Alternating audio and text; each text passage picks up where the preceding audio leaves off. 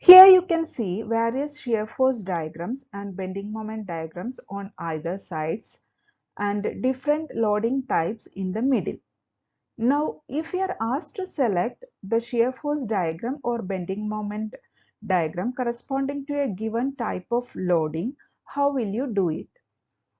Or how you can predict the shape of shear force diagram or bending moment diagram according to the given loading type.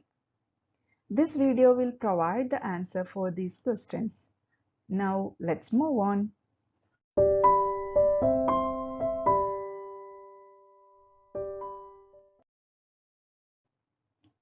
Here is a simply supported beam of length L. One side we have a pin support and the other side we have a roller support. Now let's consider three common types of loading applied separately on this beam. One is concentrated load, uniformly distributed load, and uniformly varying load. Our first step is to draw the free body diagram. For this, we have to replace all the supports with their corresponding reactions. At A, we have pinned support. You know, pinned support will restrict the horizontal and vertical movements. So we will have reaction forces in the vertical as well as horizontal directions. Since the pinned support will allow rotation, we won't be having any reaction moment at this support. At B, we have roller support which prevents only the movement in vertical direction. So we will have reaction in the vertical direction. Now this is the free body diagram for the first type of loading. Here three unknown reactions are there and one applied load is there. The free body diagram for UDL is this one and free body diagram for UVL is this one. Our next step is to find the value of unknown reactions. Here we have three unknown reactions and we can make use of three equilibrium equations to find the value of these. Algebraic sum of the horizontal forces equal to 0. Algebraic sum of the vertical forces equal to 0 and moment about any point will be equal to 0. Here we have only one horizontal force, so the first equation will give us the value of HA as HA equal to 0. Coming to the vertical forces, we have two upward forces here, VA and VB, and one downward force, W. So we can write VA plus VB equal to W. Moment, we can consider the moment about point A. Since VA passes through the point A, it will not create any moment about A. W is at a distance of L by 2 from A, so it will create a clockwise moment of W into L by 2. And VB will create an anti-clockwise moment of VB into L. So we can write W into L by 2 minus VB into L equal to 0. On solving, we'll get the value of VB as W by 2. Once we get the value of VB, we can substitute this value in this equation to get the value of VA as W by 2. Now, this is the free body diagram for first type of loading which shows value of unknown reactions and the applied load W. Let's see how to do the shear force diagram for this type of load. So first let us consider this span from A to C and here is a section. So at the left side of the section we have only one force W by 2 and the right side we have two forces. So it is better to consider this side of the section. And since it is acting upward at left of the section, it will create a positive shear at the section. So we'll get W by 2. Since there is no other load present between A and C, from A to C the shear will be constant. Now consider the span from C to B and this is the section considered. Here you can see at the left we have two forces and right side we have one force. So let's consider the right side. and this force is acting upward, and since it is at the right of the section, it will create a negative shear at the section. So we'll get minus W by 2. If we don't want to consider the right of the section, and if you are comfortable with the left side of the section, you can do with that also. Here W by 2 is an upward force at the left of the section, so it will create a positive shear, and this downward force at the left of the section will create a negative shear at the section. So you can write W by 2 minus W is equal to minus W by 2. You will get the same answer. Now from C to B, we don't have any other force. So we can, from C to B, the shear will be constant. Time to draw the shear force diagram now. We can mark the points. For A, we have W by 2, and C, we have W by 2 as well as minus W by 2, and B, we have minus W by 2. Join all these points to get the shear force diagram. So this is the positive shear area and this is the negative shear area. Coming to the bending moment diagram, let's consider the span from A to C, and this is the section at a distance of x from point A. Here we have only one force W by 2. Of the section, it creates a clockwise moment, that is, we will get a sagging bending moment. It is considered as positive, so our bending moment will be W by 2 into x, the distance of the force from the section. At A, we can consider the value of x as 0 and we will get the value as 0. At C, we have x equal to L by 2 and the value of bending moment will be W L by 4. Now consider this side from C to B. This is the section at a distance of x from the point B. And this upward force at the right of the section will give rise to an anti-clockwise moment. Since it is at the right of the section, it will give a sagging effect and be considered as positive. So the value of bending moment will be W by 2 into x. At C, we have x equal to L by 2 and we will get the value of WL by 4, same as what we got from the earlier equation. And at B, x equal to 0. So we will get the value of bending moment at B as 0. Now, suppose if you don't want to consider this side of the section and you are considering it from the left side only, you can do like that also. Consider the distance of the section x from the support A. So here W by 2 upward force will create a clockwise moment at left of the section. So we can consider it as positive sagging moment. And W will give rise to an anti-clockwise moment at the left of the section. So it will lead to a hogging moment, be considered as negative. So you can write W by 2 into x minus W into x minus L by 2.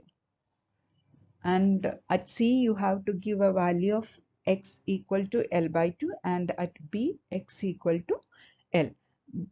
And it will give the same value of WL by 4 and 0 respectively at C and B. Now let's draw the bending moment diagram.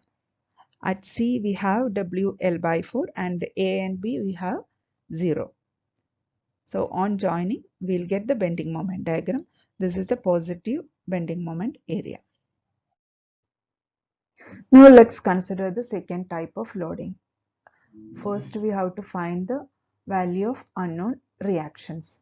For this, we can use the equilibrium equations, the sigma h equal to 0, sigma v equal to 0, sigma m at point A equal to 0. Any point you can take.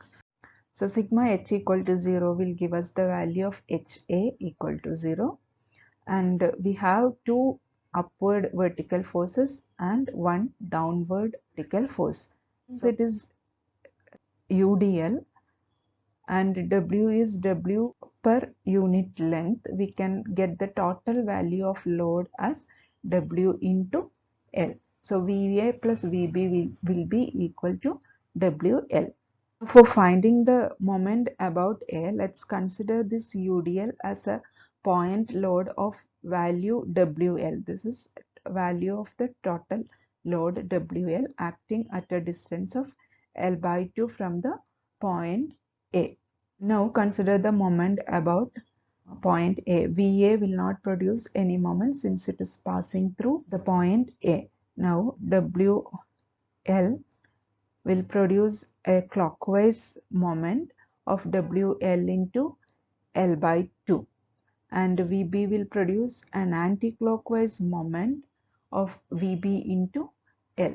So we can write WL square by 2 minus VB into L equal to 0. So on solving, we'll get the value of VB as WL by 2. On substituting this value in this equation, we will get the value of VA as WL by 2. So this is the free body diagram showing the reactions and the applied load. Now let's see how to draw the shear force diagram for this. Since the loading on entire span from A to B is same, we can consider it in one shot. No need to split it as in the case of concentrated load.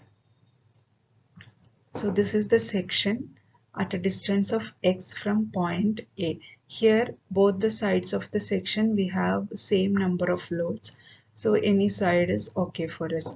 WL by 2 is an upward force. The left of the section, it will create a positive shear of WL by 2, and for this portion of the UDL the total load will be W into X, and it will create a negative shear at the section. So this is the equation for the shear force, WL by 2 minus W into X. At A we have X equal to 0, so the value will be WL by 2. At C we have X equal to L by 2, so the value of shear force will be 0, and at B X equal to L, and the shear force will be minus WL by 2. Now let's draw this. At A we have WL by 2, at C we have 0, and at B we have minus WL by 2.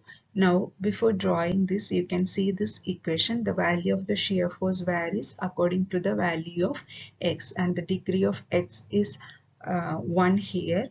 That is the linear variation. So we will be drawing a line to show the linear variation of shear forces. This is our shear force diagram. Now coming to the bending moment diagram, as in the shear force diagram, we can consider the entire length together. At A we have WL by 2 in the upward direction, and will give a clockwise moment about the section. So clockwise moment at the left of the section will produce a positive sagging bending moment. And this portion of the UDL, for calculating the bending moment due to that, we can consider it as a point load of WX acting at a distance of X by 2 from the point A. So the distance from section to the force will be again X by 2. So it will create an anti-clockwise moment of WX into X by 2, and at the left of the section this anti-clockwise moment will produce an hogging bending moment, which has to be considered as negative. So this is the equation, WL by 2 into X minus WX into X by 2. WLX by 2 minus WX square by 2. At A X equal to 0, we will get bending moment value as 0. At C, X equal to L by 2, give the bending moment value as WL square by 8. At B, X equal to L, again we will get the value of bending moment as 0. Now for drawing bending moment diagram, let's mark the points first. A is 0, and C we have WL square by 8, and B we have again 0. Now we can see this equation. It is second degree polynomial, that is x square. So our variation should be in quadratic form. So we have to draw it as a parabola. Now this is our third type of loading. Our first task is to find the unknown reactions. So let's use three equilibrium equations: sigma h equal to 0, sigma v equal to 0, and sigma ma equal to 0. So we'll get the value of HA as 0. And regarding vertical forces, we have VA and VB acting upward and uniformly varying load acting downward. So VA plus VB should be equal to the total downward load acting. So for that we can consider the area of this triangle. Here it is 0, here it is W, base is L. So it will be 1 by 2 into W into L will be the value of total load. So we can write VA plus VB is equal to half WL. Now let's consider the moment about point A. VA will not produce any moment since it passes through the point A, and VB will produce an anti-clockwise moment of VB into L. Now for this downward triangular load, we can consider a concentrated load of half WL, that is the total load, acting at a distance of 2 by 3L from the point A. So it will produce a clockwise moment of 1 by 2 WL into 2 by 3L, and VB will produce an anti-clockwise moment, so it can be taken as negative, minus VB into L equal to 0. On solving, we will get VB equal to WL by 3. On substituting the value of VB in this equation, we will get the value of VA as WL by 6. So this is the free body diagram showing the reactions as well as the applied load. Now let's see how to draw the shear force diagram for this. We can consider the entire span together. This is the section at a distance of x from point A. Here we have WL by 6 acting upward direction at the left of the section. So it will produce a positive shear, and in order to find the portion of this triangular loading, we have to do a separate calculation. Applying the rule of similar triangles, we can write W by L will be equal to this divided by x. So we can get the value of this as W into x divided by L. Now to find the value of total load acting on this area, we have to find the area of this smaller triangle. That will be equal to 1 by 2 into Wx by L into x, that is half Wx square by L. And so this load will produce a negative shear at the section, as it is a downward force at the left of the section. So this will be the equation WL by 6 minus 1 by 2 Wx square by L. At A we have x equal to 0, so we'll get the shear force value as WL by 6, and at B x equal to L we have shear force value as minus WL by 3. Now let's draw this. At A we have WL by 6 and B we have minus WL by 3. And before drawing, let's see, this is a quadratic polynomial. So we have to draw a parabola, second degree parabola. Okay, this is the shear force diagram. This is the positive area and this is the negative area. And here we can see at some point on the beam we have a shear force value as, see, to locate this point P, we can equate this expression to 0. That is the shear force at this point equal to 0. So that will give us the value of x as L by root 3. That is, see, this distance is L by root 3. Why we are finding this distances at the bending moment, in the bending moment diagram? we will have maximum or minimum bending moment at this point. In order to find that, we are locating this point. Okay, now let's move on to bending moment diagram. So let's consider this section again, and this load can be considered as a point load of half Wx square by L. That is the value of the total load at this portion, acting at a distance of 2 by 3x from point A and 1 by 3x from this section. WL by 6 will produce a clockwise moment, and since it is at the left of the section, we will get a sagging positive bending moment. And this load will produce an anti-clockwise moment at left of the section, that is a negative hogging bending moment.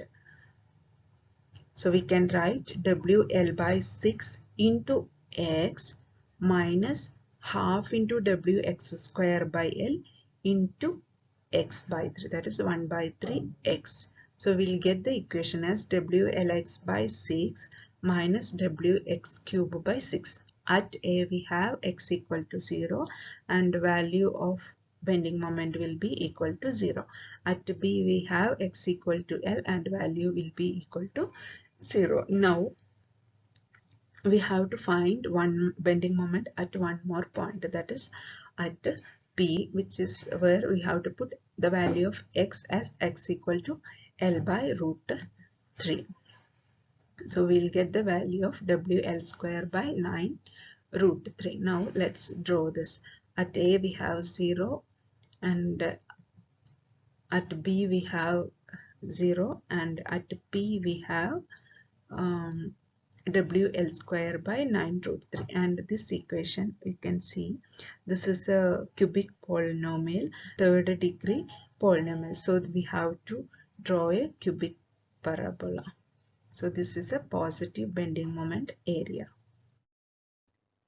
Till now we have done the shear and bending moment diagrams for all these three types of loading. Now let's put all these together and analyze how the variation is happening. So for this first type of loading, you can see from here to here there is no loading, and from here to here there is no loading. And the shear force equation is constant. That is, from here to here it is constant, and from here to here it is constant. Sudden jump or drop is happening where the point load is acting. So we can see there is a constant variation, that is 0 degree. In the case of bending moment, you can see it's a 1 degree polynomial, so the variation will be linear. You can say 1 degree. Coming to the UDL, here load itself is varying constantly, uniformly distributed load. So the variation we can say it is constant, that is 0 degree. Such type of loading, shear force equation is of 1 degree, so there will be a linear variation, that is 1 degree. And such type of loading, bending moment equation is of 2nd degree. So there will be a quadratic variation, that is we will get parabola, that is we can say it is variation is of 2nd degree. In UVL, here it is linear variation, that is 1 degree. In such type of loading, shear force equation is 2nd degree, that is quadratic variation, we can say 2nd degree variation. Bending moment is of 3rd degree. You can see x cube, highest power is 3, 3rd degree equation. And this is a cubic parabola, this of 3rd degree. You can see here there is no loading, so shear force is constant 0 degree and the bending moment is of 1 degree. Here loading is of 0 degree, shear force is of 1 degree and the bending moment is of 2nd degree. And here loading variation is of 1 degree, shear force variation is 2nd degree and the bending moment is 3rd degree. So there is an increase from loading to shear force to bending moment. Now I hope when you get one type of loading, you will be able to predict the shape of the shear and bending moment diagrams. You can say how the variation will be happening.